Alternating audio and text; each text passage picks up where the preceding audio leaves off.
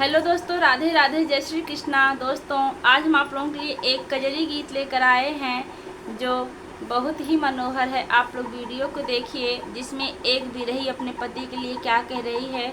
Last तक देखिए और कमेंट करके हमें बताइएगा कि यह गीत आपको कैसी लगी। बिजुली चमके मोरे आंगनवा, पिया मोर कवने बनवाना।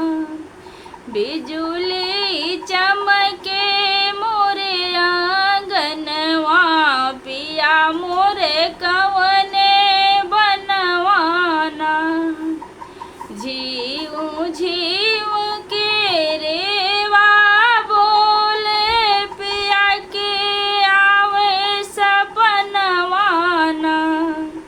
तड़े तड़े तड़े के जब बिजुलिया, धक धक धड़के परनवाना।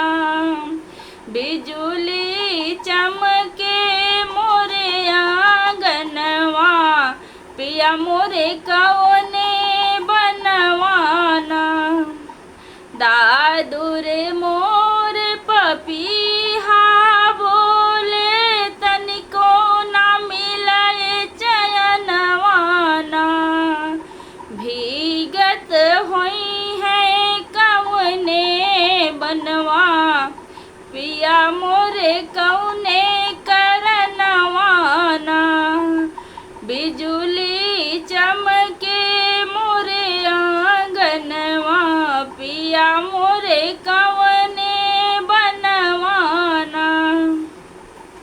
हे भंवरा हे काग चिरवटा, माना मोरा कहनवाना। पिया के खोजी ले आवा भवनवा, पिया मोरे कवने बनवाना।